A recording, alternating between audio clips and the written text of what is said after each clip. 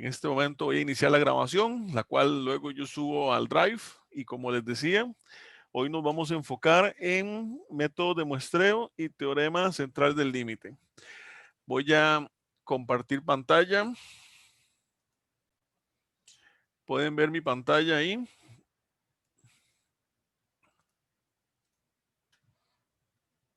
Sí, señor. Gracias. Gracias por el feedback. Muy bien. Ahí ustedes están observando el cronograma, ¿verdad? Lo que les comentaba. Ya estamos en semana 11. Y vamos a ver todo el tema 8 del libro como tal. Entonces, en ese sentido, vamos bastante bien. Y las fechas se mantienen. El examen final está para semana 15 o segundo parcial. Y ya para la semana 16 únicamente nos quedaría pues la entrega de notas y promedios del curso como tal. Muy bien. Yo en la plataforma, tanto en la plataforma como en el Drive, que aquí se me cerró por cierto.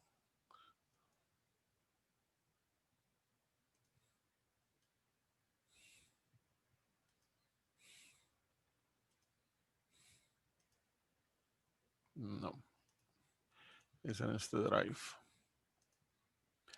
Yo en la plataforma y en el Drive subí el material que vamos a ver hoy, que es un Excel básicamente, ¿verdad? Ahí está método de muestreo y teorema de límite central. De hecho, lo subí 2 veces, lo subí, luego lo actualicé y entonces lo cambié. Y eso también lo podemos ver en mediación virtual. Si nos vamos, entonces desconecta rapidísimo. Si nos vamos a la semana que nos corresponde, ¿verdad? Semana 11. Ahí vemos, bueno, vean que subí el caso 2 resuelto para que lo chequen, el que ya ustedes habían entregado y el archivo de Excel del día de hoy. Ahorita pasamos lista, vamos a dar un par de minutos. Muy bien. El tema de hoy tiene que ver con métodos de muestreo inicialmente, lo cual nos da la apertura hacia lo que es el teorema del límite central o teorema central del límite. Dice, este es un resumen del capítulo desarrollado en Excel. En los primeros temas se hizo hincapié para describir datos, ¿verdad? Vimos toda la parte de datos descriptivos y luego la parte de datos diferenciales, medidas de posición, medidas de variabilidad. Luego se comenzó a establecer el fundamento de la inferencia estadística con el estudio de la probabilidad. Vimos un capítulo dedicado a probabilidad y luego vimos 2 capítulos donde veíamos distribuciones de probabilidad discreta y luego distribuciones de probabilidad continua. Recordar que en la inferencia estadística el objetivo es determinar algo sobre una población a partir solo de una muestra. Y eso es lo que el capítulo se enfoca, ¿verdad? Que en la estadística o en la probabilidad estadística, en la ingeniería de calidad, en la ciencia de los datos, la mayoría de los análisis son muestrales. La población es todo el grupo de individuos u objetos en estudio y la muestra es una parte o subconjunto de dicha población. Eso lo hemos visto muchas veces, ¿verdad? Cuando hablamos de población y hablamos de muestra. Y cómo la muestra es una parte de esa población y yo la utilizo para estadísticamente interpretar mi población, ¿verdad? Y eso paga un precio, que es mi error estadístico, ya eso lo tenemos claro y definido. Luego se ampliaron los conceptos de probabilidad al describir 3 distribuciones de probabilidad discreta, la binomial, la hipergeométrica y la de Poisson. El caso que se entregó anteriormente fue desarrollado con esas 3 distribuciones de probabilidad. Además, se describen o describieron 3 distribuciones de probabilidad continua, la uniforme, la normal y la exponencial. Estas son solo 6 distribuciones de muchísimos tipos de distribuciones de probabilidad que tenemos en probabilidad y estadística, pero estas son las más utilizadas y son las bases para la mayoría de los desarrollos que se conocen. Las distribuciones de probabilidad abarcan todos los posibles resultados de un experimento, así como la probabilidad asociada con cada resultado. Mediante las distribuciones de probabilidad se evalúa o evaluó la posibilidad de que algo ocurra a futuro. ¿Cuál es la probabilidad de que algo pase? ¿Cuál es la probabilidad de obtener alguna situación? Vea que la probabilidad, el concepto, que a veces usamos el concepto de posibilidad, ¿verdad? Pero es como un poco subjetivo, porque no está necesariamente ligado con un valor numérico, que no es lo mismo decir, bueno, yo tengo una alta posibilidad de lograrlo, a decir, la probabilidad de logro es de un 87.8%. Obviamente hay un valor numérico involucrado y un análisis meramente cuantitativo. Pero en nuestro lenguaje diario utilizamos mucho el elemento pues cualitativo subjetivo.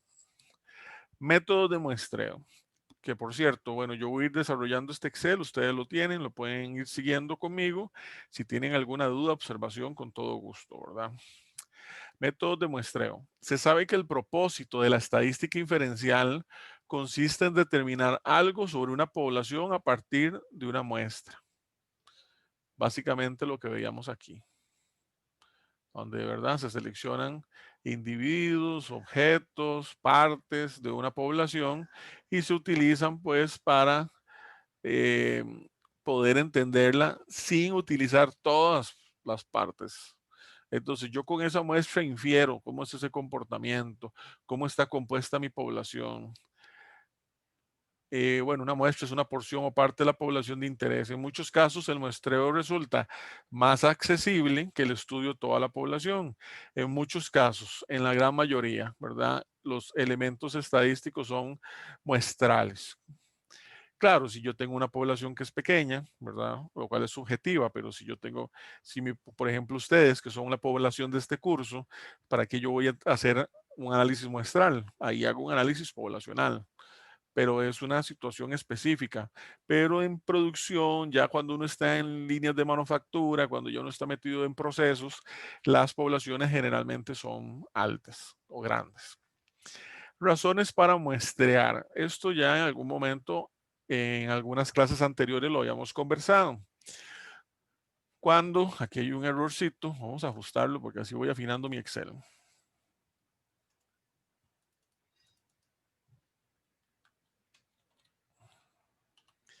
Cuando se estudian las características de una población, existen diversas razones prácticas para preferir algunas partes o muestras de ella para observar y medir. Algunas razones para muestrear son las siguientes. Número uno, establecer contacto con toda la población requeriría mucho tiempo, muchos recursos, dependiendo del tipo de población. El costo de estudiar todos los elementos de una población podría ser prohibitivo, o sea, eso nos podría costar mucho dinero. ¿Y para qué voy a invertir tanto en un análisis poblacional si el análisis muestral tiene representación estadística? Es importante verificar de manera física todos los elementos de la población. Es imposible, perdón, verificar de manera física. Bueno, podría ser imposible dependiendo del tipo de población que sea. Algunas pruebas son de naturaleza destructiva y usted no va a agarrar a todas las piezas y las va a destruir para decir, bueno, ya destruí todas las piezas. Yo me acuerdo cuando un profesor de calidad nos hablaba imagínense una fábrica de juegos pirotécnicos, ¿verdad? Las bombetas. En Limón le decían bombetas, aquí en San José en algunos lados le dicen tricky trackers y bueno, pero entonces usted va a agarrar y dice, tengo un lote de 1000 bombetas y de todas me estallaron, ese lote salió al 100%, sí, pero las despedazó todas, a diferencia de hacer un análisis muestral. Y por último, los resultados de la muestra son estadísticamente adecuados. Bueno, eso ya lo habíamos mencionado. Tienen representación estadística como tal. Otra vez, les decía que vamos a observar varios tipos de muestreo. El libro de Lynn Marshall, ¿verdad? Que es el que yo estoy utilizando como base para montar estos Excel. Ese libro no es un libro enfocado en muestreo como tal. Hay libros más robustos. Si el día de mañana nos enfrentamos a muestreos más robustos o necesitamos, ¿verdad? Determinar un elemento muestral muy, muy fuerte, hay literatura especializada en ese sentido. No obstante, el libro nos presenta los métodos más utilizados. Y el primero es el muestreo aleatorio simple, el más conocido y el más usado de todos. Dice que el tipo de muestreo más común es el muestreo aleatorio simple. Muestra seleccionada de manera de que cada elemento o individuo de la población tengan las mismas posibilidades de que se le incluya. Aquí viene un ejercicio. Pero antes de ver el ejercicio, veamos también un ejemplo con esta aplicación. Yo puedo hacer un muestreo tirando un dado, ¿verdad? Por ejemplo, ahorita ustedes están conectados 6 personas y a mí me sale en orden, me sale Ale de primero, Ari de segundo, Daniel y así sucesivamente. Y ahí yo podría agarrar y tirar el dado y decir el número 6, Pablo Rivas, dígame tal y tal cosa. Vuelvo a tirar el dado. El número 3, Daniel, dígame, no, Daniel, perdón, dígame, ok. Y esto es un muestreo aleatorio simple como tal.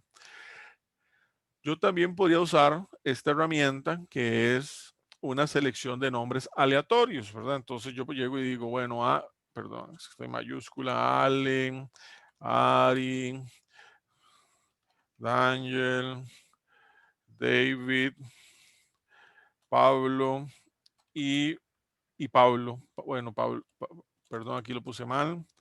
Pablo Herrera y Pablo Rivas.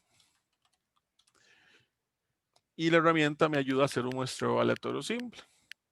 Entonces ahí seleccioné a David, tal y tal situación, o exponga tal y tal elemento, pase al frente, ofrezca tal cosa, usted es el seleccionado para tal y tal situación. David nuevamente, de suerte, compre lotería. Daniel, entonces, estas son herramientas, ¿verdad? Virtuales que me permiten hacer muestreos aleatorios simples. Muy bien, pero volvamos al Excel y al ejercicio como tal. Dicen, Jane and Joe Miller administran el Foxtrot Inc., una pensión en Carolina del Norte. El negocio tiene 8 habitaciones. A continuación aparece el número de estas 8 habitaciones rentadas diariamente durante junio del 2011. Utiliza Excel para seleccionar una muestra de 5 noches de junio. Y yo lo utilicé y me dieron estos. Aquí está junio, todos los días de junio, ¿verdad? El 1 de junio, el 2 de junio y así sucesivamente hasta el último día, 30 de junio. El 1 de junio no se rentaron habitaciones. El 2 de junio, 2 habitaciones fueron rentadas. El 3 de junio, 3 y así sucesivamente. ¿Cómo seleccioné yo esta muestra con Excel? Bueno, lo hice a través de la herramienta de análisis de datos, ¿verdad? Que es un complemento que tiene Excel. Y en ese complemento, que hay muchos elementos, algunos ya los hemos ido viendo, otros los vamos a ir viendo conforme avanzamos en los diferentes temas, resulta que hay una parte aquí que dice, o una herramienta que dice muestra. Entonces le damos seleccionar. Entonces muestra me dice, bueno, rango de entrada, yo necesito la columna donde están las habitaciones en renta. Yo generalmente siempre marco el título. Entonces le digo, sí, tiene rótulos y lo marqué. Periódico, periódico o aleatorio. En este momento ocupo aleatorio, porque estoy haciendo muestreo aleatorio simple. Periódico tengo que definirle un periodo y es un muestreo que ahora vamos a ver. Y rango de salida le digo dónde quiero que me ponga los datos como tal y le doy a aceptar. Muestra, por favor, perdón, me brinqué esto. Número de muestras. El ejercicio dice que quieren obtener una muestra de 5 noches de junio. Entonces me faltó decirle, hágame un aleatorio de 5 muestras y le doy aceptar. Y ahí me colocó las 5 muestras como tal. Si ustedes ven, son distintas. Y si yo hago esa corrida N veces, me va a dar, algunas pueden ser iguales, pero la mayoría van a ser distintas. ¿Por qué? Porque es un proceso de muestreo. Son probabilidades de salir. Imagínense que, como en la lotería, que usted tiene una tómbola con una cierta cantidad de bolitas y le decimos, bueno, tiene bolitas del 1 al 30, sáqueme 5 bolitas. Algunas pueden ser diferentes, y luego de pronto usted puede sacar otro muestreo donde algunas son parecidas y demás. Entonces, eso es parte de, de cómo hacer ese muestreo aleatorio simple. Otros tipos de muestreo. Bueno, se nos presentan otros tipos de muestreo y los tenemos aquí a continuación. Tenemos, por ejemplo, el muestreo aleatorio sistemático. En algunos casos, el procedimiento de muestreo aleatorio simple resulta complicado. Bueno, y no sé en cuáles, pero en su lugar es posible aplicar el muestreo aleatorio sistemático. Se selecciona un punto aleatorio de inicio y posteriormente se elige cada caésimo miembro de la población. ¿Qué significa eso? Es como que yo hubiera dicho, bueno, de mis 30 días eso se utiliza cuando yo tengo muchas partes por muestrear. Entonces yo puedo llegar y decir, bueno, vamos a usar el caésimo valor y lo que vamos a hacer es, el valor va a ser de 5. Entonces yo selecciono el primero, ¿verdad? Donde está 5, luego cada 5, luego entonces el segundo brincaría donde está el 10, el tercero donde está el 15, el donde está el 20 y voy seleccionando una muestra basado en ese késimo elemento. Primero se calcula el valor de K, que es el resultado de dividir el tamaño de la población entre el tamaño de la muestra. Antes de aplicar el muestreo aleatorio sistemático, debe observar con cuidado el orden físico de la población. Eso es importante, ¿verdad? Si es que se puede ordenar, no necesariamente toda población se puede ordenar. Por ejemplo, si uno tiene nombres, ¿cómo usted ordena? Bueno, los nombres pueden ordenarlos alfabéticamente, pero no todo es necesariamente que se pueda ordenar. Cuando el orden físico se relaciona con la característica de la población, no debe aplicar el muestreo aleatorio sistemático. Debe aplicar otros métodos de muestreo. Muy bien. Muestreo aleatorio estratificado o por estratos. Cuando una población se divide en grupos a partir de ciertas características, se aplica el muestreo aleatorio estratificado. Aquí puse 2T. Con el fin de garantizar que cada grupo se encuentre representado en la muestra. A algunos también se les denomina estratos. Una población se divide en subgrupos denominados estratos y se selecciona al azar una muestra a cada estrato. Un ejemplo ahí es nuestro país, ¿verdad? Nuestro país, aunque en Costa Rica, voy a dibujar uno de los peores mapas de Costa Rica, ¿verdad? Ahí ustedes me perdonan, digamos que, y por ahí está Limón. Ok, digamos que es un mapa de Costa Rica, obviamente está bien feíto, pero soy ingeniero, no dibujante, dijo. Entonces yo puedo llegar y decir, bueno, Costa Rica está dividido, ¿verdad? Tenemos región central, región Huétar, Huétar Norte, región Caribe, región Huétar Sur, en fin, puedo tener diferentes estratos en función de las características propias de la población, ¿verdad? En este caso del país. Entonces, si yo tuviera que hacer un muestreo que yo quiero asegurarme que estoy tomando en consideración todas las regiones, todas las áreas que nuestro país tiene por sus diversas características, yo puedo hacer un muestreo aleatorio estratificado. Entonces yo me aseguro que de la parte Caribe, ahí va a salir una parte, de la parte central otra, de esta otra y otra. ¿Y por qué así? Porque ¿dónde está la mayor densidad poblacional? Está en el área central. Entonces, esta población, ¿verdad? Que el total es un 100%, hay un porcentaje muy grande que está ubicado aquí.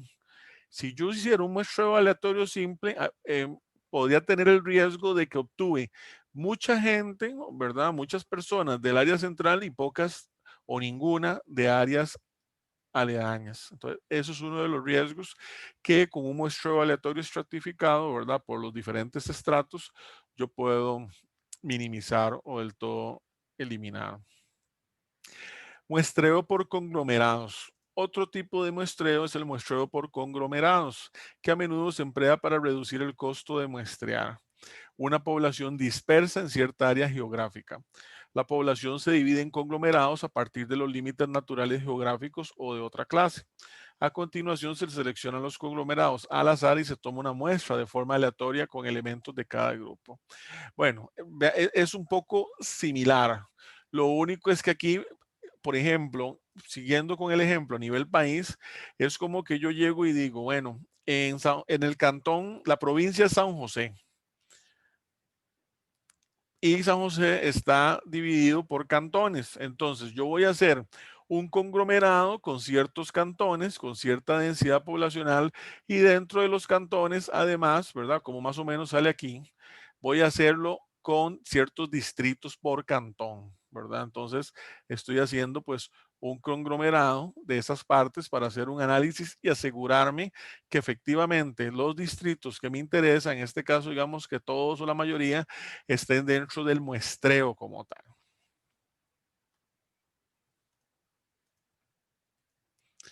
Error de muestreo, que lo hablaba ahora al inicio. Es la diferencia entre el estadístico de una muestra y el parámetro de la población correspondiente. Es lo que había dibujado anteriormente. Es el precio a pagar a la hora de hacer un muestreo. Es como no tengo en un muestreo la exactitud, ¿verdad? De la población, que es el todo como tal, siempre va a haber un error asociado. Ese error puede ser muy pequeño o puede ser muy grande, dependiendo del tratamiento, las herramientas y demás, como yo le esté dando paso a mi muestreo como tal. Veamos un ejercicio. Este capítulo, la ventaja que tiene es que es un capítulo un poco teórico y tiene pocos ejercicios. Digo yo la ventaja, pero bueno, no es tan cargado de ejercicios como otros capítulos. No pasa nada. Igual los que están los vamos a revisar. Dice, del ejercicio anterior, el de las habitaciones, de la pensión está en Carolina del Norte, determine la media de la población. Utilice Excel para seleccionar 3 muestras aleatorias de 5 días, calcule la media de cada muestra y compárela con la media poblacional. O sea, calcule las medias muestrales y compárelas con las media poblacional como tal. ¿Cuál es el error de muestreo en cada caso? Muy bien, entonces, ¿qué es lo que se hizo acá? Se toman los datos del ejercicio anterior, son exactamente los mismos, y lo primero es que se calcula la media o promedio poblacional. ¿Cómo? Con la fórmula promedio, ¿verdad? Entonces ya yo sé que el promedio de esa población es de 3.1 individuos. Muy bien. Luego, con la herramienta del complemento de análisis de datos, que ya lo vimos, y la parte de muestra, se hace 3 corridas para sacar en cada muestra 5 valores. De hecho, si ustedes lo hacen en su Excel, posiblemente les va a dar los números diferentes porque es un elemento muestral, no pasa nada. ¿Qué es lo que se hizo ahí? Bueno, yo calculé la suma de los datos. En esta muestra me dio 18, en esta muestra me dio 11 y en esta muestra me dio 15. Y luego se calcula la media muestral o el promedio de cada uno de esas muestras. En la primera media muestral o la primer media de la muestra 1 me dio 3.6. Un poco parecida, pero no me dio igual. En la segunda me dio 2.2. Esta está todavía mucho más lejos. Y en la tercera muestra me dio 3.0. Esta es la más cercana como tal. ¿Qué es lo que está pasando ahí? Como ustedes ven, son valores que son relativamente cercanos, unos mucho, otros no tanto, con la media poblacional, pero son las medias de las muestras como tal, bajo un esquema de muestreo aleatorio simple. La cantidad de muestras posibles a esta cantidad de datos, que son 30 días del mes de junio, si yo quisiera saber y cuántas muestras de 5 puedo sacar, ¿cómo hago eso? Fácil, con la fórmula que ya ustedes conocen, que es de combinaciones. ¿Se acuerdan que habíamos visto permutaciones y combinaciones? En este caso sería una combinación por el tema del orden. Y entonces el valor de combinación es, primero, el valor total de los datos, que son 30. Y segundo, quiero muestras de 5. Entonces ustedes ven ahí donde dice combinar 30 punto y coma 5. Y entonces me está diciendo, si usted quisiera sacar muestras distintas para esa cantidad de datos y muestras de 5 valores, tendría que hacer 142.506 muestras. Vean qué montón como tal. Ahora, y algo que vamos a ver, y me voy a adelantar un poco con el teorema y demás, conforme yo voy tomando más y más muestras, ¿verdad? Que hay 3, 4, 5, 6, conforme yo hago esto más grande y yo calculo el promedio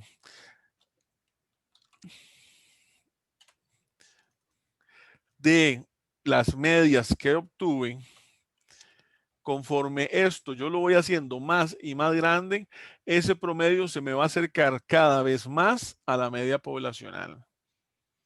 Entonces, eso es lo que le da una robustez a estos análisis. O viéndolo de otra forma, ahorita estas muestras son de 5. Si yo hiciera la muestra más grande, de 10, de 20, ¿verdad? Habría que analizarlo porque la población es de 30.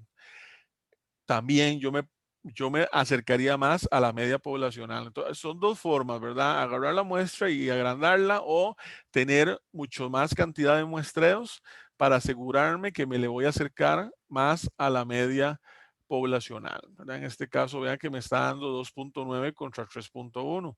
Está bastante cerca. Pero este valor de 2.9 es el promedio bueno, el promedio de los promedios muestrales, por así decirlo.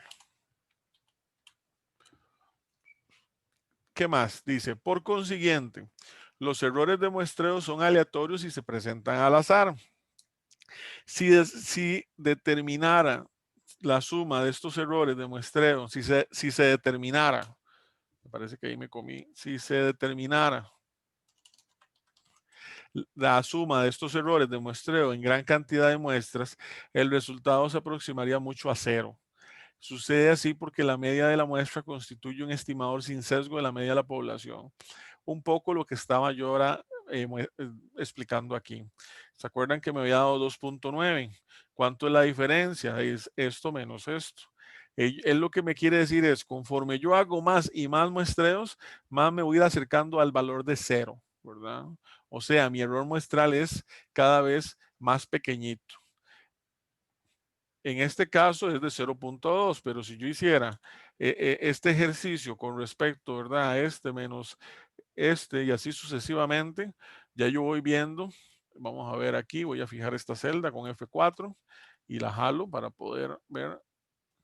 Aquí el error muestral es de 0.5 hacia la izquierda, aquí es de 0.9 hacia la derecha, aquí es de 0.1. Vean que este todavía es mucho más cercano que el promedio de los promedios, pero aún así, conforme yo aumento mi cantidad de muestras, menor es mi error como tal.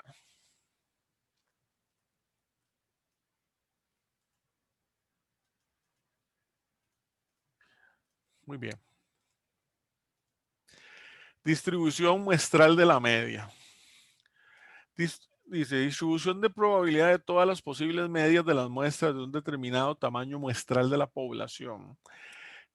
En resumen, al tomar todas las posibles muestras aleatorias de una población y calcular un estadístico muestral de cada uno, se establece, número uno,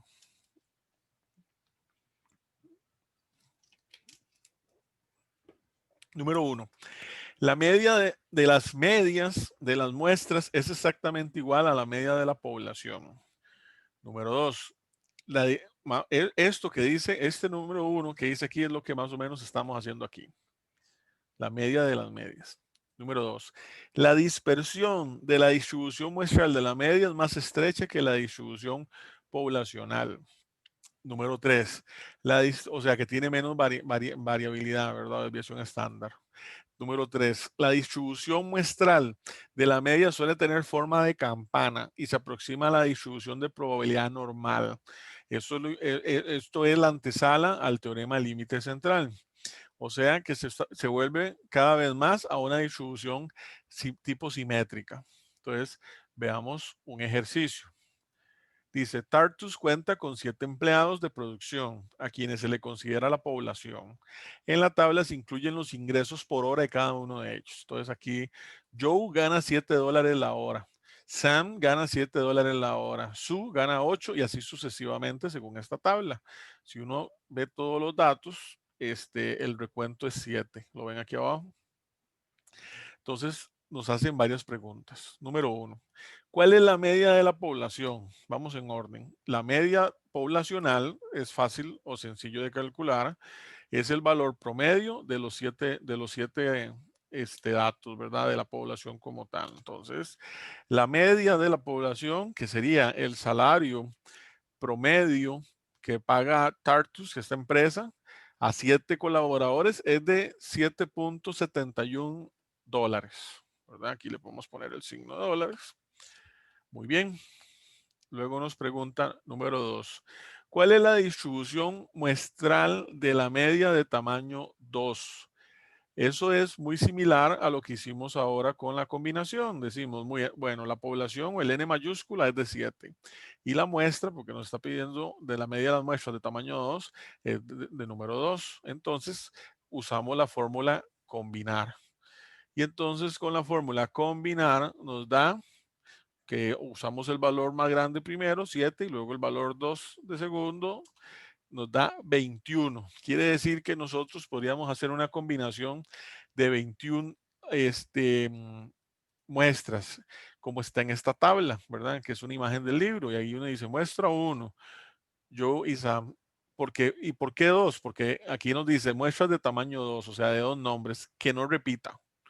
Joe con Sam, Joe con Sue, Joe con Bob, Joe con Jen, y así 21 veces. Ninguna repite. Termina con Art con Ted. Los ingresos por hora, ¿verdad? Joe con Sam, Joe gana 7, Sam gana 7, aquí está 7 y 7. La suma de esos dos es 14, aquí lo vemos suma. Y la media de esos dos, promedio, es de 7, que también aquí lo vemos al seleccionarlos en Excel, ¿verdad? Aquí abajo me tira, pero la tabla es una imagen, entonces ahí me da, ok, 7, ok, muy bien. Y este total de la media, yo lo calculé, perdón, no lo calculé, lo escribí, que es la suma de todas estas medias, pero no me adelanto. Luego, ¿qué más se hace? Se pone de todos estos valores que nos dieron las diferentes medias de las 21 combinaciones, vemos primero cuántas veces está 7 dólares. Y ahí lo puse con circulitos en rojo. 7 dólares está 3 veces. ¿Cuál es la probabilidad? Es ese valor de 3 entre 21, que es el total. Luego el otro valor que me encuentro es 750, ¿verdad? Si yo bajo, ¿cuántas veces está el 750? Ahí uno suma 1, 2, 3, 4, 5, 6, 7, 8, 9. 9 veces está el 750. ¿Cuál es la probabilidad? 9 entre 21. Luego, después del 750, 750, 7, 7, 8. ¿Cuántas veces está 8 dólares? Sumamos 1, 2, 6 veces. ¿Cuál es la probabilidad de encontrarse el valor de 8? 6 entre 21. 0.2857 o un 28%. Y luego sigo hasta que me encuentro un valor en dólares de 8.50. ¿Cuántos valores de 8.50 hay? 1, 2, hay 3. ¿Cuál es la probabilidad de encontrarme 3? 3 entre 21. Y sabemos, ya lo hemos visto por otros capítulos, que la suma de las probabilidades debe ser igual a 1, ¿verdad? Ahí está la sumatoria. Muy bien, ya tuve los valores como tal. Entonces, ¿cuál es la distribución muestral de la media de muestra de tamaño 2? La distribución es esta que calculé con estos diferentes valores de probabilidad. Muy bien. 3. ¿Cuál es la media de la distribución muestral de la media? La suma de todas las medias muestrales es 162, ¿verdad? Que es agarrar, obviamente que es una imagen, pero si yo tuviera esto en Excel, entonces yo agarro 7 más 7, 162, ok, esa es la suma. ¿Cuánto es el total de muestras? 21, ya yo sé que aquí hay 21 datos, entonces, ¿cuál es la media? Pues 162 entre 21, eso me da 7.71.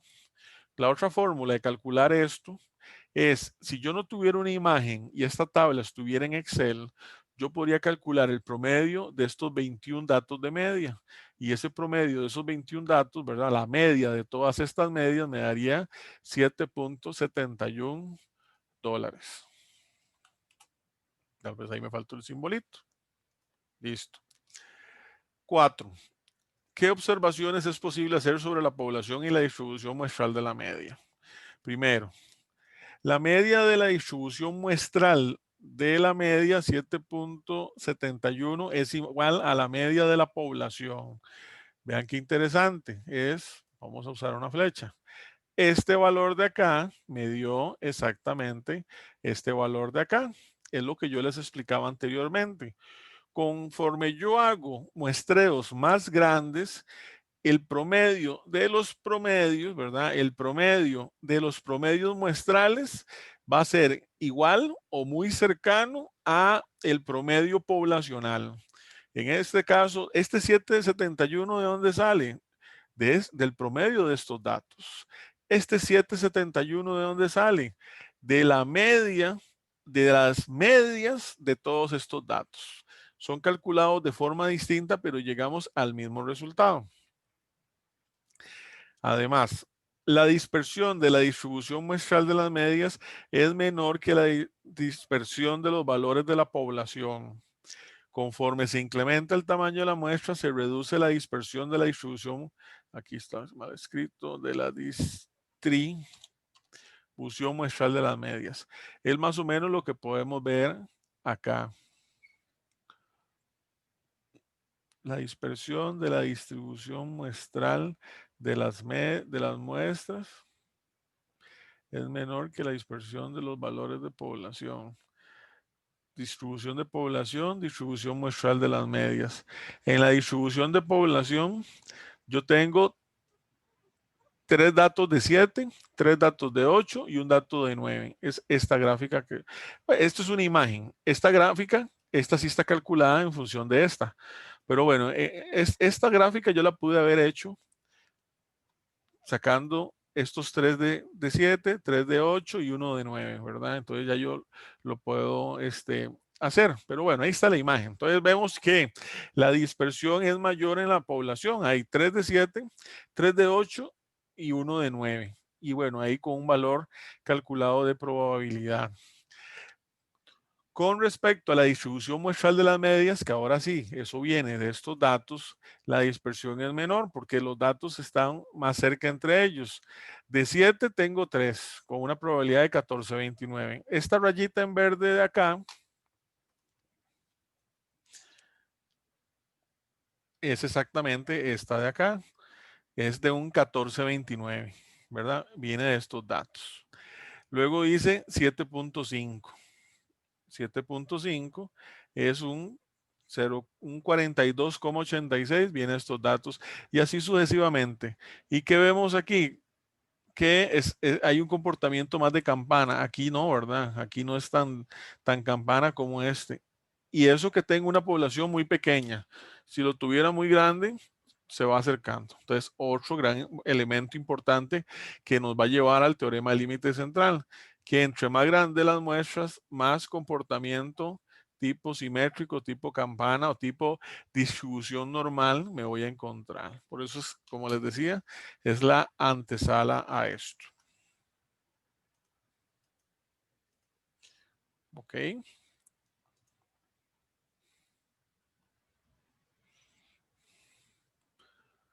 Y luego viene el teorema del límite central. ¿Qué es el teorema famoso del límite central, verdad? O TLC, para teorema central del límite, teorema del límite central. Es lo mismo. Dice, su aplicación a la distribución muestral de medias permite utilizar la distribución de probabilidad normal para crear intervalos de confianza de la media poblacional y llevar a cabo pruebas de hipótesis. Intervalos de confianza y pruebas de hipótesis son los temas que vienen en las clases que nos quedan, ¿verdad? Que estamos hablando de 3 temas que vamos a ver para cerrar este curso. Pero ya más o menos ya yo los he ido explicando, lo hemos ido hablando y demás, ¿verdad? Cuando uno habla de un intervalo de confianza, es cuando yo llego y digo, bueno, como yo no sé voy con el lapicito. Como yo no sé con completa exactitud cuánto es ese valor, yo genero un intervalo. Entonces yo digo, ese valor anda entre tanto y tanto, dependiendo de su nivel, digamos, de significancia. Si yo hablo de un 95% de nivel de significancia, quiere decir que el 95% de las veces va a estar dentro de tal y tal. Eso va a estar en función de la dispersión, ¿verdad? Puede ser un intervalo muy cerrado o puede ser un intervalo muy abierto. Lo que yo sí sé es que el 5% de las veces se me va a salir del intervalo. Muy bien, y el concepto de pruebas de hipótesis, lo vamos a ver luego, más adelante, es cuando yo establezco una hipótesis, ¿verdad? Algo que se llama la hipótesis nula o H0, donde se define tal y tal comportamiento versus la hipótesis alternativa, tal y tal. Generalmente ya son antagónicas, ¿verdad? O se da una o se da la otra. Pero bueno, eso es adelantándome un poco a temas que vamos a ver más adelante. El teorema del límite central hace hincapié en que en el caso de muestras aleatorias grandes, la forma de la distribución muestral de la media se aproxima a la distribución de probabilidad normal. La aproximación es más exacta en el caso de muestras grandes que en el de muestras pequeñas. Y esta imagen es muy clara en ese sentido. Aquí tenemos cuatro tipos de población que vienen de comportamientos distintos. Aquí tengo cuatro comportamientos de distribuciones de probabilidad poblacionales diferentes. Vean que aquí tiene una forma, ¿verdad? Que parece una M, esta es una triangular, esta tiene una forma uniforme y esta tiene una forma exponencial. Cuatro poblaciones distintas. Pero, ¿qué es lo que sucede? ¿Y qué me dice el teorema central del límite o el teorema del límite central? Que conforme yo voy tomando muestras, ¿verdad? Como lo que hicimos anteriormente, aquí se toman dos y se grafican las medias. Vean cómo todavía no se parecen a distribuciones normales, porque dos es muy pequeño. Aquí ya voy tomando seis y ya con seis ya usted empieza a ver campanas, ¿verdad? Esta todavía es como la menos, pero ya en 30 todas son comportamientos tipo campana, simétricos, tipo distribución normal en las cuatro como tal. En otras palabras, no importa el tipo de distribución de la población, por el teorema del límite central, yo sé que las medias la media de las medias muestrales para números grandes obedecen a un comportamiento de distribución normal. Y eso es un principio estadístico muy robusto que me logra generar comportamientos, decisiones y análisis bastante interesantes para poder hacer diferentes aplicaciones y utilidades a través del teorema del límite central. ¿Qué más? Esta es una de las conclusiones más útiles de la estadística. Permite razonar sobre la distribución de las medias muestrales sin ninguna información acerca de la distribución de población de la que se toma la muestra. O sea, yo puedo tener población desconocida, pero por el teorema del límite central, yo sé que la media de las medias convergen hacia la distribución normal. TLC, teorema del límite central. Si todas las muestras de un tamaño en particular se seleccionan de cualquier población, como lo vemos aquí arriba, la distribución muestral de la media se aproxima a una distribución normal. Esta aproximación mejora con muestras más grandes, como lo vemos en la imagen anexa, ¿verdad? 2, 6, 30, 2, 6, 30, mejora tremendamente. Si la población obedece a una distribución normal, entonces en el caso de cualquier tamaño de muestra, la distribución muestral de las medias también será de naturaleza normal. Si la distribución muestral de las medias se presenta con muestras tan pequeñas como 10, por otro, bueno, aquí me brinqué, perdón. Si la distribución poblacional es simétrica, pero no normal, ¿verdad? Por ejemplo, esta es una uniforme. Esta es simétrica, pero no es normal. Esta es simétrica, ¿verdad? Si yo parto esto a la mitad, vean que las dos mitades son iguales. Esta es simétrica. Esta no es simétrica y esta no es simétrica. Eso es tal vez lo que quiere decir esta parte. Si la distribución poblacional es simétrica, pero no normal, se verá que la forma normal de la distribución muestral de las medias se presenta con muestras tan pequeñas como 10. Estas que son simétricas, vea que con n igual 6, ya uno veía la campanita bien hecha. Esta, a pesar de que no es simétrica, me estaba generando la campana más o menos, pero vea que donde parto la mitad, esta mitad es más corta que esta otra.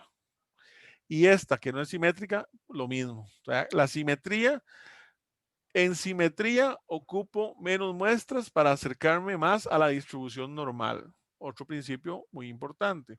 Bueno, ya en muestras grandes, no importa, todas sí están en forma de campana. por otra parte, si se comienza con una distribución sesgada o con colas anchas, quizás se requieran muestras de 30 para observar la característica de normalidad, que es lo mismo, ¿verdad? El mismo principio de lo que estaba mostrando acá con el lápiz. Por último, observe la convergencia hacia una distribución normal sin que importe la forma de la distribución de la población. La mayoría de los especialistas en estadística consideran que una muestra de 30 o mayor es lo bastante grande o suficiente para aplicar el teorema del límite central. Eso va a estar en función del comportamiento poblacional, pero ya vean que, vea que pequeñas no, ¿verdad? Pero ya con 30, usted se asegura. Puede ser menos, pueden ser 25, 20, pero ya con 30 usted se asegura que ahí está el comportamiento normal. Entonces ya con eso usted puede tomar una tremenda cantidad de decisiones a la hora de establecer un proceso como tal. ¿Perdieron algún detalle? Como hemos estado trabajando en las diferentes semanas y sesiones. Muy bien. El teorema central del límite, un ejercicio. Este ejercicio igual tomado del libro, algunos elementos son iguales y otros cambian un poco. Está un poco largo. Dice, Ed Spence fundó su negocio de engranes o engranajes.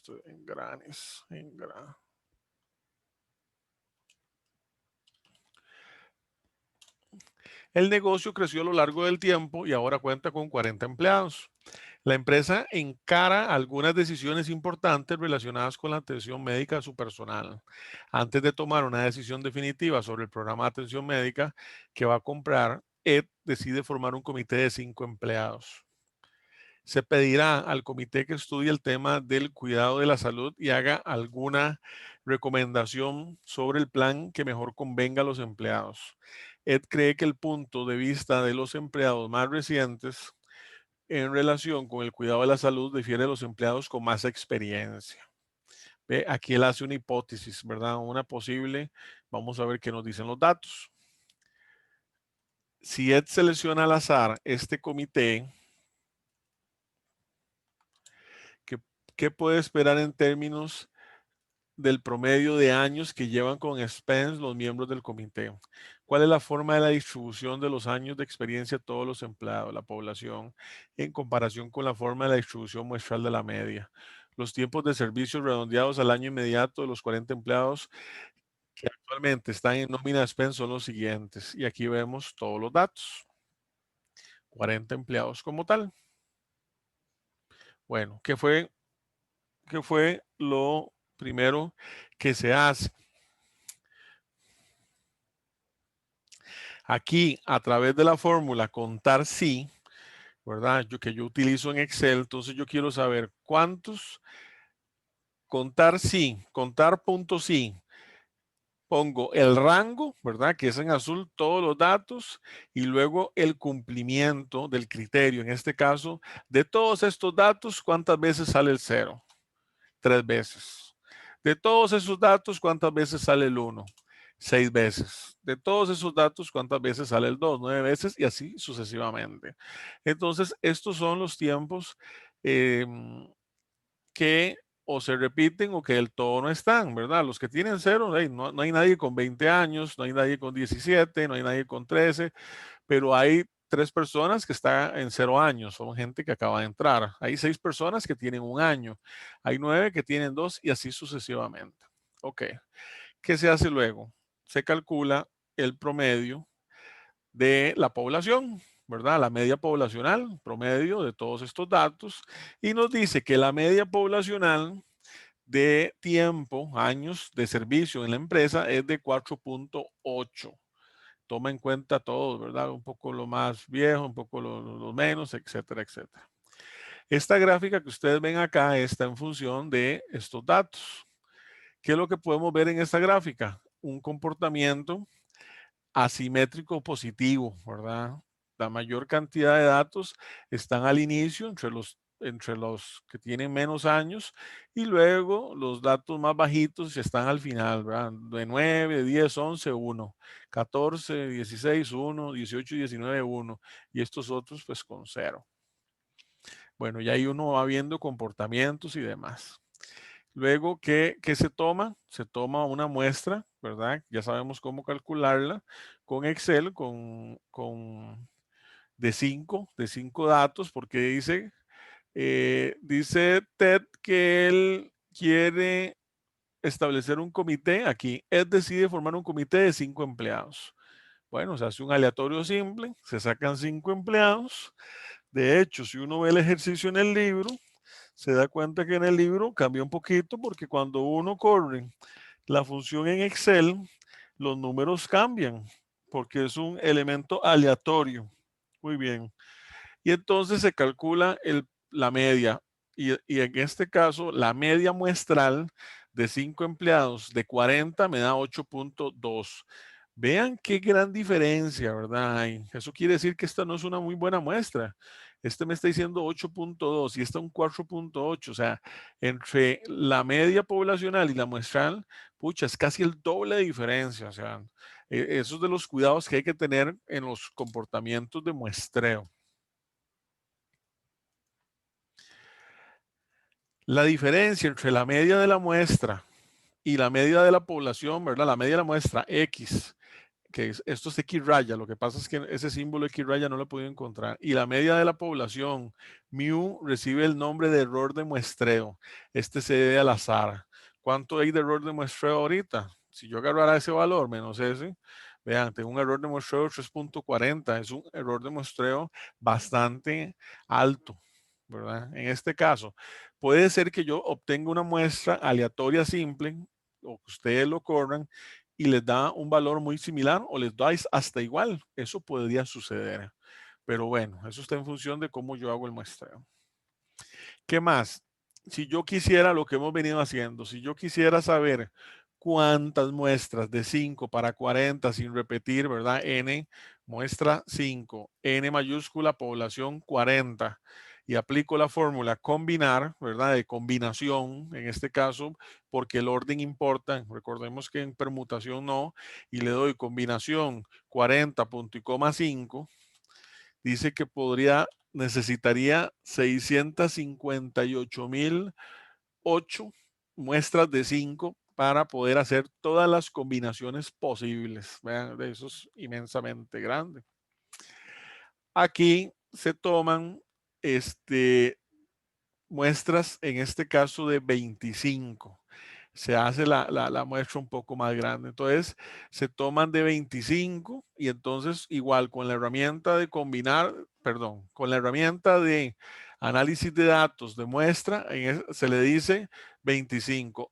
Si ustedes ven esta tabla y estos valores difieren de las del libro, esta sí la hice a pie.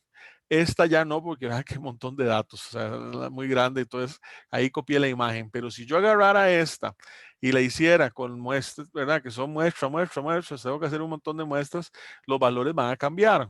Pero yo debería llegar a las mismas conclusiones, no necesariamente a los mismos resultados. Entonces, hago 25, aquí dice 5 y la media muestral 8.2. Aquí dice 25, ¿verdad? 5 veces. Calculo la media muestral de cada uno de los datos. Que ahí dice promedio, promedio. Esta está mala, esta es, aquí tengo un error. Promedio de estos. Da igual, la 7, promedio, ok. Tengo los promedios de cada uno de esos muestras de 5 y luego calculé el promedio de los promedios. Acá podemos cambiarle el color. Y entonces aquí me da 5.94. ¿Qué está pasando acá? Pucha, es que este Excel está tan grande. Aquí, 5.94 ya se aleja de este 8.2 y se me acerca bastante a la media poblacional, 4.8. Aún así no es la misma, ¿verdad? Si yo quisiera sacar nuevamente ese error asociado, todavía tengo un error pues relativamente significativo. O sea, hacer este valor menos este. 1.14, pero me voy acercando. Anteriormente tenía 3.40. Lo reduje eh, menos de la mitad. Muy bien. ¿Eso por qué? Por lo que hemos visto.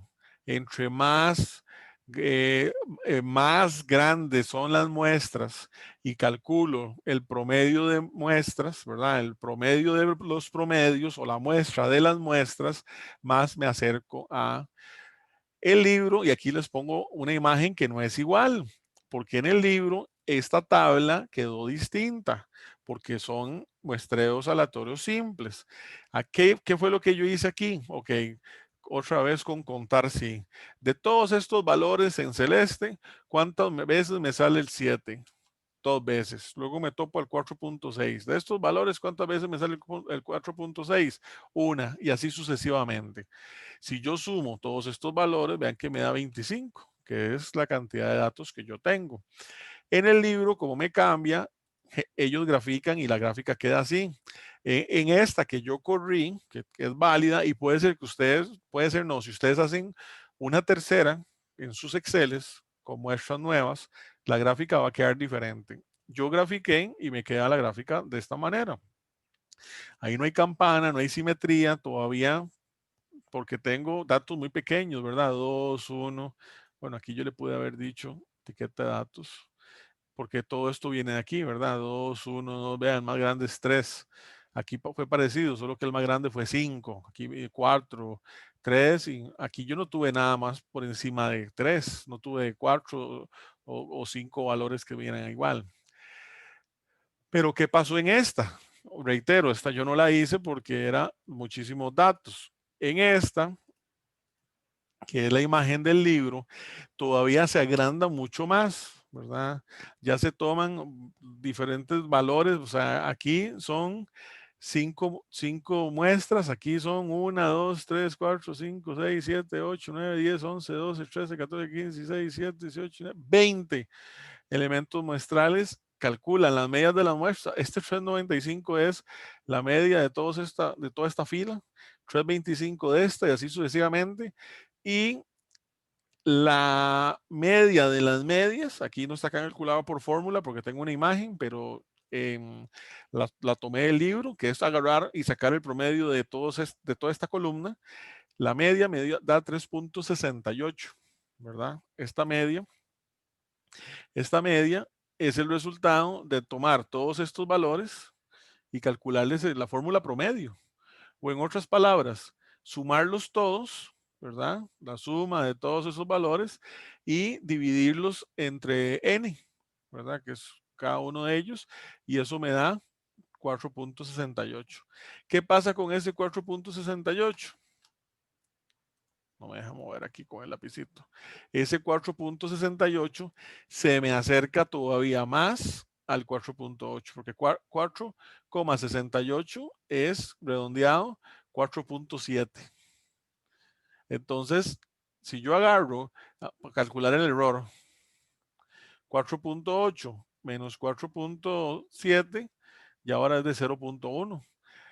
Nuevamente se da lo que hemos venido viendo. Conforme nos hacemos muestreos más grandes y tomamos promedios de mayor cantidad de muestras, más me acerco al valor poblacional, ¿verdad? Y eso es clave para cualquier análisis estadístico.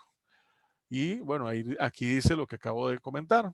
Observe que la media de las medias muestrales, 4.676, este de aquí, solo que le quito un decimal, se encuentra muy próxima a la media poblacional de 4.8. Muy, muy, muy cercano. ¿Y eso por qué? Porque es un comportamiento basado en el teorema central del límite. ¿Qué otro elemento podemos ver aquí? Esta gráfica, esta imagen viene de estos resultados de datos. Y todavía no tengo una campana como tal, ¿verdad? Pero ya voy viendo un comportamiento más a la media. Y si yo agarro y agrando más, cada vez más, él se me va a acercar más a una distribución normal, porque eso es lo que me establece el teorema del límite central. Y la media, ¿verdad? En este caso, la media mu, porque es muestral, cada vez se me va a acercar más a la media X raya, que es poblacional.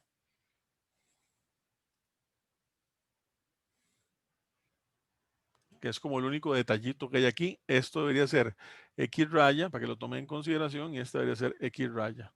Solo que en Excel no la logré conseguir. Pero yo creo que yo la tengo por aquí copiada. Aquí. Ya afinemos este ejercicio. Quitémosle esto. Llegámosle aquí.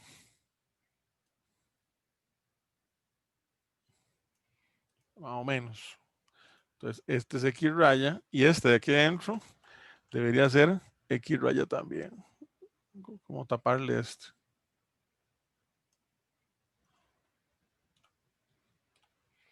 Ven, para que el Excel quede ahí un poco más hacia la realidad.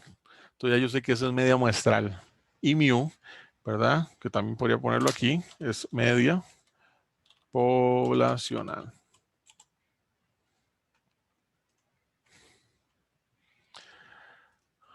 Uso de la distribución muestral de la media.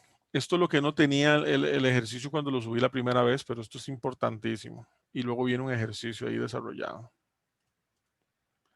Dice, el análisis anterior reviste importancia, pues la mayoría de las decisiones que se toman en los negocios tienen como fundamento los resultados de un muestreo. Se toma una muestra de esta población y se quiere saber si el error de muestreo, es decir, la diferencia entre el parámetro de la población y la muestra estadística, se debe al azar, o la diferencia no es un error de muestreo aleatorio y por tanto una diferencia estadísticamente significativa. Esas son dudas que uno va a tener a la hora de analizar. De acuerdo con los conceptos que se analizaron, es posible calcular la probabilidad de que la media de una muestra se encuentre dentro de cierto margen. ¿Verdad? Ya aquí nos está abriendo hacia el siguiente capítulo, que es intervalos de confianza.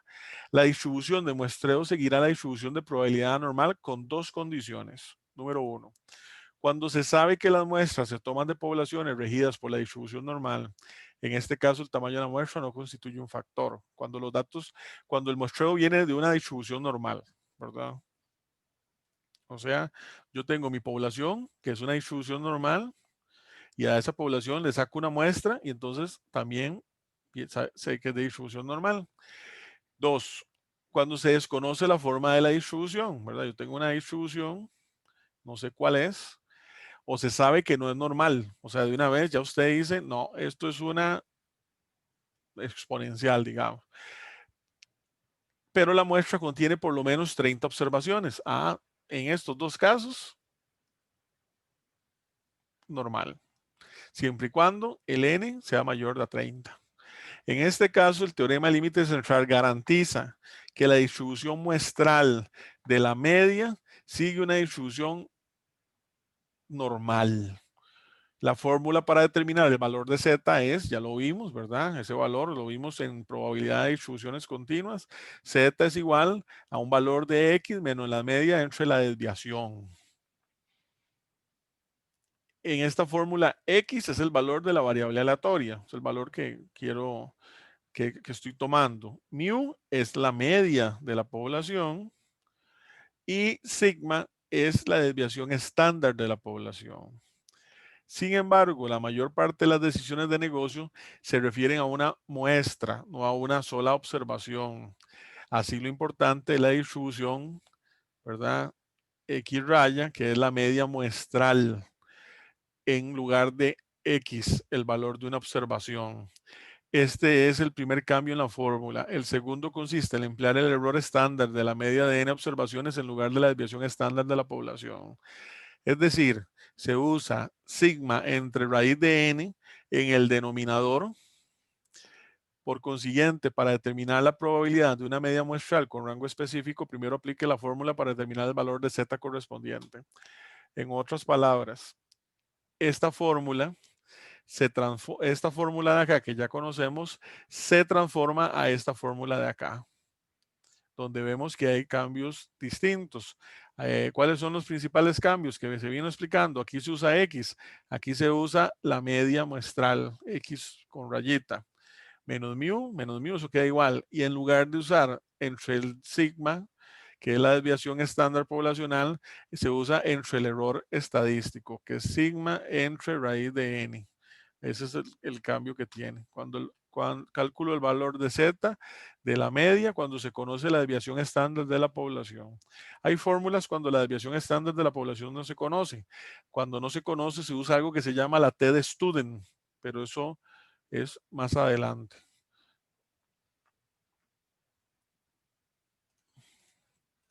Y veamos un último ejercicio. El Departamento de Control de Calidad de Cola Inc. conserva registros sobre la cantidad de bebida de cola en su botella gigante, esa de 3 litros y cosas así. La cantidad real de bebida de cada botella es de primordial importancia, pero varía en una mínima cantidad entre botellas. La empresa no desea llenar botellas con menos líquido del debido, pues tendría problemas en los que se refiere a la confiabilidad de la marca.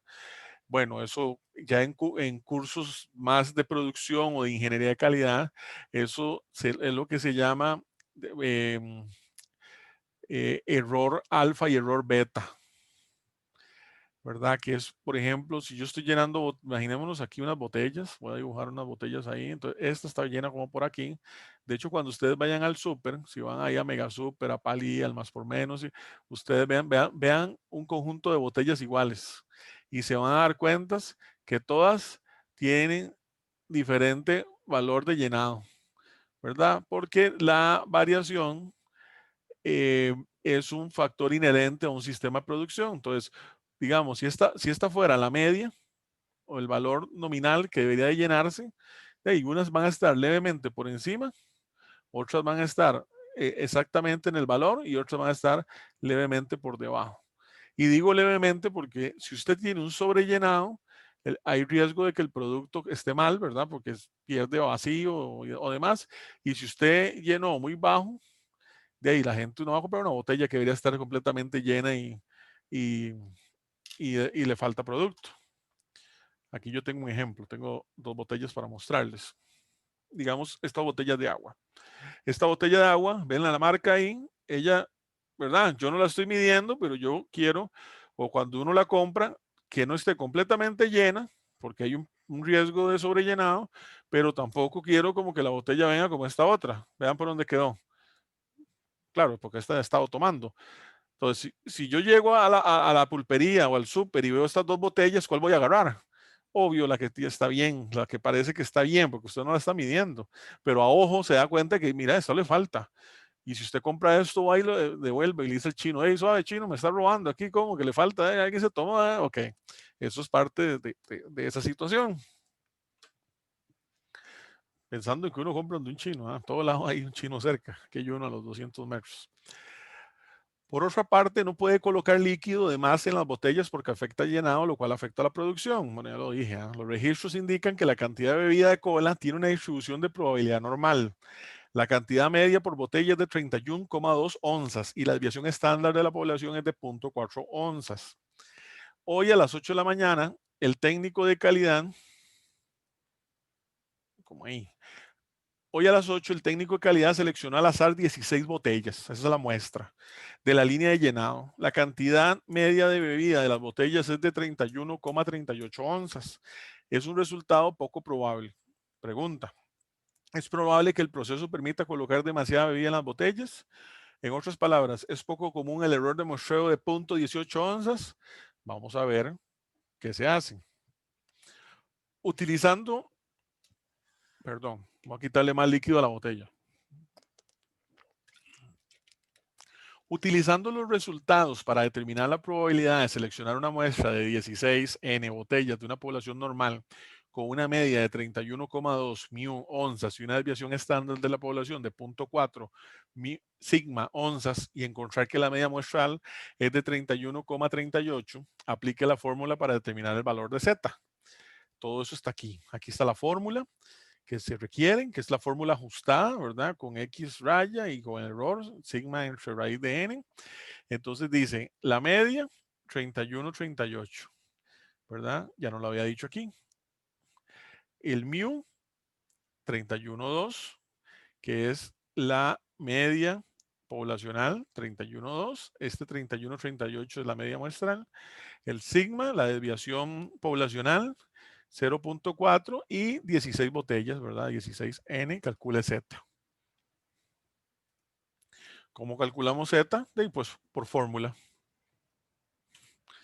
Hacemos en el numerador X raya menos mu dividido entre sigma entre raíz de n. Y ahí ustedes ven la fórmula y eso me dio un valor de 1.8.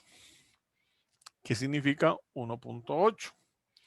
El numerador de esta ecuación dice 31,38 menos 32 es 0.18. Ese es el error muestral, esto que está aquí arriba.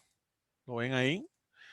El X menos X, que ya yo lo he venido restando, ¿verdad? Entonces, 31.38 menos 31.2, 0.18 es un error muestral relativamente bajo. En el denominador, 0.4 entre raíz de 16 es 0.1, es el error estándar de la distribución muestral de la media. Eso es un error también bajo. Pero ahí tengo error muestral arriba y tengo error estándar abajo. Luego dice, así los valores de Z expresan el error muestral en unidades estándar, es decir, el error estándar. Por fórmula de Excel, ¿verdad? Cuando ya yo tengo el 1.8 que calculé que es mi valor de Z y ya yo sé que aquí, ¿verdad? Esta es la desviación estándar, la normal. Aquí me quedó el 1.38 que equivale a 31.38 como tal.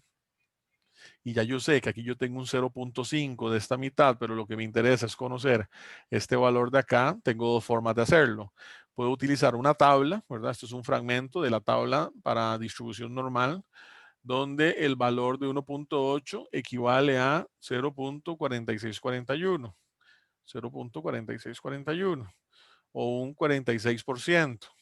O puedo usar una fórmula de Excel.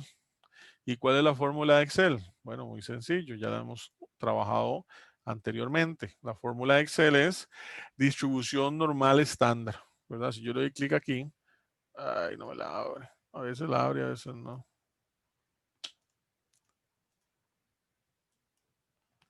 Hay algo que él tiene que se pone quisquilloso en que no. Bueno, no importa. La distribución dis normal estándar punto n de cuáles valores, de el valor de z y punto y coma 1, ¿verdad? Porque es eh, acumulativa. Menos el 0.5. ¿Por qué menos 0.5? Porque esta fórmula de distribución normal de Excel es para toda la curva y como yo no necesito el valor de toda la curva, porque no necesito, por ejemplo, los valores, ya sabemos que de la mitad, ¿verdad? 0, para acá los z son negativos y de la mitad para acá los z son positivos, como lo vemos aquí. Esta parte no la ocupo, yo sé que como la probabilidad de las dos partes suma 1, ¿verdad? Como toda sumatoria de probabilidades, esta mitad es de 0.5. Entonces, el valor de fórmula Excel es, me da el valor total, ¿verdad? Como si fuera todo esto, pero yo le quito esa mitad y entonces tengo el valor que necesito, que es este. Y es este, que es este mismo de tabla. Es el cuidado que hay que tener. ¿De dónde sale este punto 0359? Ese punto 0359 es la diferencia, ¿verdad? Si lo que acabo de decir, si ya yo dije que esta mitad, esto tiende a infinito, porque así es la normal, pero yo sé que hay 0.5 en total. Si esto es 0.5 en total y ya yo tengo esta parte y quiero saber esta, de ahí muy fácil, ¿verdad? Lo que está pasando aquí.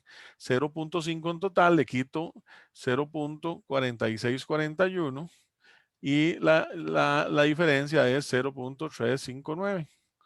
Esto de aquí, que es igual a un 3.59%, que es esta parte sombreada. O sea, esto equivale a un 3.59%.